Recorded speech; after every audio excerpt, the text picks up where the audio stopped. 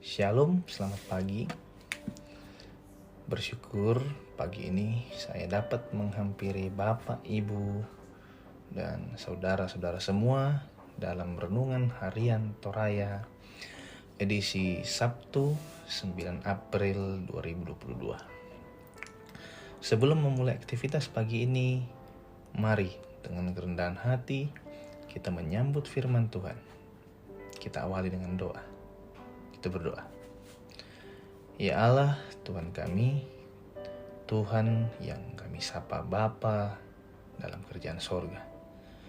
Syukur atas kasih dan kebaikan-Mu hari ini, sehingga kami bisa kembali dikaruniai hari yang baru, kehidupan yang baru, nafas yang baru untuk dapat memulai rutinitas kami di pagi yang indah ini.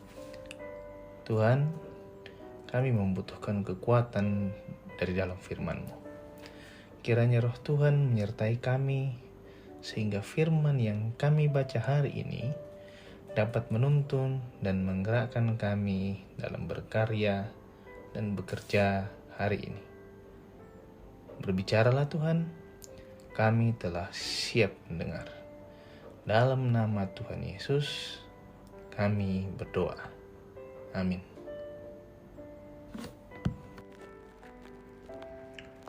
Pembacaan firman Tuhan terambil dari Kitab Imamat pasal 23 ayat 1 sampai 8. Imamat pasal 23 ayat 1 sampai 8. Beginilah firman Tuhan. Tuhan berfirman kepada Musa, "Berbicaralah kepada orang Israel dan katakan kepada mereka, hari-hari raya yang ditetapkan Tuhan yang harus kamu maklumkan sebagai waktu pertemuan kudus, waktu perayaan yang kutetapkan adalah yang berikut.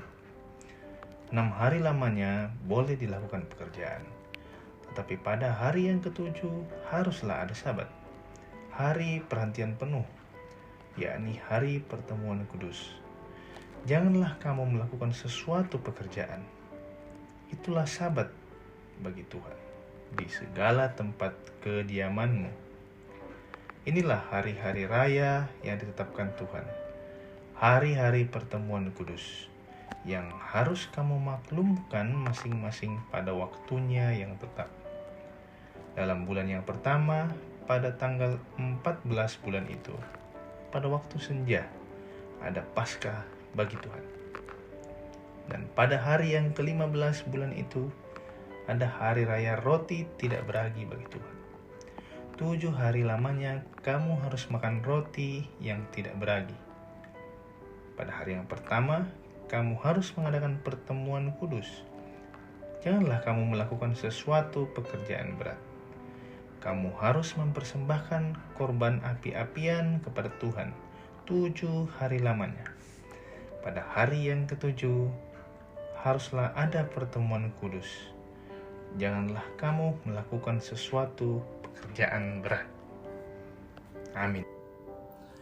Tema perenungan di hari ini diberi judul Hidup yang berpusat pada Allah, Katoan menggerontok lan puang. Bapak, Ibu, Saudara yang terkasih dalam Tuhan Yesus, perkembangan ilmu pengetahuan dan teknologi membuat kehidupan berjalan dalam dinamika yang dipenuhi oleh banyaknya rutinitas. Sampai-sampai seringkali waktu berlalu begitu saja karena manusia konsentrasi pada pekerjaan yang sudah menjadi tugas kesehariannya. Imamat 23 menjelaskan bahwa umat Tuhan harus memiliki waktu untuk berhenti dari pekerjaannya dan menjadikannya sebagai hari raya bagi Tuhan yang dimaklumkan sebagai pertemuan kudus. 6 hari boleh bekerja, tetapi pada hari ke-7 umat Israel harus berhenti dari segala pekerjaannya. Hal itu dimaksudkan Allah supaya umatnya senantiasa mengingat Allah sebagai Tuhan atas waktu, karena Dialah milik waktu. Karena itu umatnya boleh memakai waktu yang Tuhan berikan, yakni 6 hari kerja. Tetapi harus diingat bahwa Tuhanlah yang menjadi pusat kehidupan kita. Kita tidak boleh hanya sibuk dengan pekerjaan, mengisi waktu dengan rutinitas pribadi dan keluarga, tetapi kemudian lupa untuk bersekutu dengan Allah. Dari pemahaman ini kita belajar bahwa Tuhan memang sudah memberikan anugerahnya dengan waktu yang cukup bagi kita dalam bekerja dan beraktivitas. Oleh karena itu, sebagai orang percaya, mestinya kita meluangkan waktu untuk bersekutu dengan Tuhan melalui jam-jam ibadah kita, seperti ibadah hari Minggu dan kebaktian lainnya yang sudah ditentukan dalam persekutuan kita masing-masing. Peliharalah waktu untuk bersekutu dengan Allah, sebab Dialah pemilik waktu dan kehidupan kita. Pergunakanlah waktu yang ada untuk memuliakan Dia dengan cara menggunakan waktu dengan sebaik-baiknya untuk kemuliaan Tuhan. Roh Kudus menolong kita. Amin.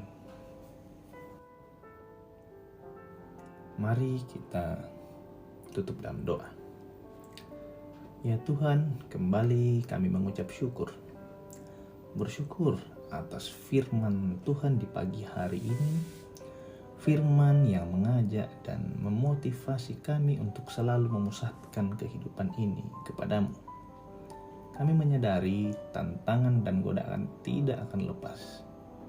Tapi dengan mengandalkan Tuhan, kami yakin semua akan dapat dilalui hanya dalam nama-Mu. Kiranya melalui firman ini juga akan menjadi kekuatan bagi setiap kami untuk kembali ke rutinitas, untuk mengangkat tugas, kerja, dan usaha-usaha kami. Bapa di surga, teruslah sendengkan telingamu bagi doa dan harapan kami yang saat ini merasakan kepenatan. Karena beban kehidupan, beban di tengah rumah tangga, beban di lingkungan kerja, dan mungkin pergumulan lainnya. Kami yakin Engkau akan memberikan kami semua jalan keluar jika kami percaya dan mengandalkan Tuhan dalam setiap usaha kami. Melalui ini juga kami membawa dalam doa saudara-saudara kami yang sakit, terbatas dalam hal-hal kesehatan.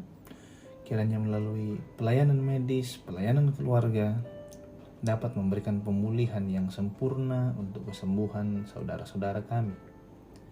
Tak lupa juga kami memohon kasih dan pemeliharaan-Mu untuk lingkungan sekitar kami. Ajar kami untuk senantiasa hidup rendah hati. Dan kiranya melalui kasih dan penyertaan-Mu, kami dapat menjadi garam dan terang bagi sesama kami dimanapun kami berada. Ya Allah, ya Tuhan kami, hanya dengan mengandalkan Tuhan, kehidupan kami semakin diberkati. Kiranya semua itu bisa menjadi saluran berkat bagi orang di sekitar kami. Bapa di surga, lanjutkan kasih dan setia-Mu di hari ini. Ampuni dosa dan keterbatasan kami. Di dalam nama Tuhan Yesus, Tuhan dan Juru Selamat kami. Kami berdoa. Amin.